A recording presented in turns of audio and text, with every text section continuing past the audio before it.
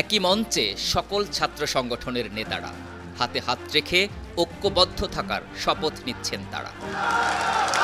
দেশের বিরুদ্ধে যে কোনো ষড়যন্ত্র রুখতে এবং দেশকে এগিয়ে নিতে আপোষহীন এই তরুণ নেতারা বললেন তাদের অঙ্গীকারের কথা। আমাদের ঐক্যর ডাক, আমাদের যে আহ্বান, আমাদের যে লড়াই, আমাদের যে সংগ্রাম, এই সংগ্রাম অব্যাহত থাকবে। আপনারা ভালো থাকবেন, সুস্থ থাকবেন। আমাদের যে 24 পরবর্তী আমাদের যে স্বপ্নের বাংলাদেশ আমরা দেখছি, এই বিনির্মাণে আমরা সবাই একসাথে এই বাংলাদেশ গড়ব। সবগুলো প্রতিকূল পরিস্থিতি মোকাবেলা করতে পারে এবং একটি সুন্দর ক্যাম্পাস বিনির্মাণে আমরা তাদের কাঁধ মিলিয়ে ভূমিকা পালন করব।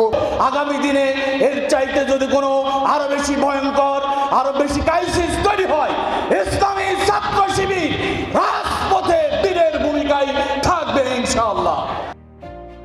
বুধবার বিকেলে রাজধানীর জগন্নাথ বিশ্ববিদ্যালয়ে সাংবাদিক জোট আয়োজিত বিপ্লবোত্তর ছাত্র ঐক্যের আলোচনায় একত্রিত হয়ে ঐক্য প্রকাশ করেন বৈষম্য বিরোধী ছাত্র আন্দোলন, ছাত্রদল, ছাত্র শিবির সহ সকল ছাত্র সংগঠনের কেন্দ্রীয় নেতারা।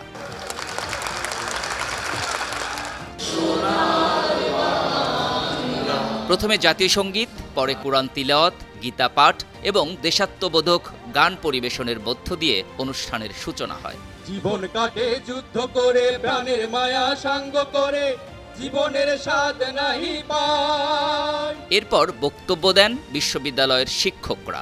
তারাও দেশের স্বার্থে সকল প্রয়োজনে ছাত্রদের পাশে থাকার প্রত্যয় ব্যক্ত করেন। খুব আশা ছিল স্বৈরাচারের পতন কিভাবে হয় এবং স্বৈরাচারের পরিণতি কি হয় সেটা যেন আল্লাহ তাআলা আমাদের দেখে যাওয়ার সুযোগ দেন। আল্লাহর কাছে অশেষ শুকর, তিনি আমাকে সেই সুযোগ দিয়েছেন।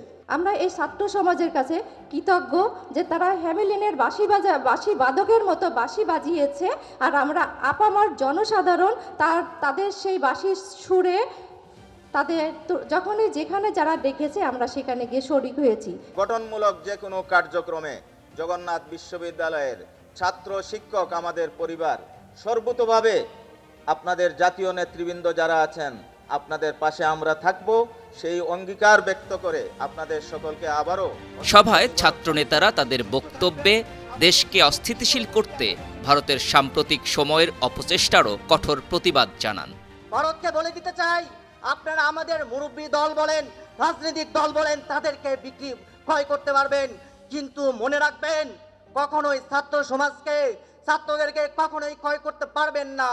কোনদিন এই বাংলার স্বাধীনতায় যদি হস্তক্ষেপ করতে আসেন, এই আগরতলা দিয়ে শুরু করব, চিকেন নেকে গলা টিপে ধরবো, 7 সিস্টার হারিয়ে ফেলবেন। এ সময় উপস্থিত ছাত্র সংগঠনের সদস্যরা স্লোগানে স্লোগানে জাতীয় স্বার্থে গঠিত এই ছাত্র ঐক্যের প্রতি সমর্থন প্রকাশ করেন। দিল্লি না ঢাকা, দিল্লি না ঢাকা। GM Mahmud, 52 TV, Dhaka.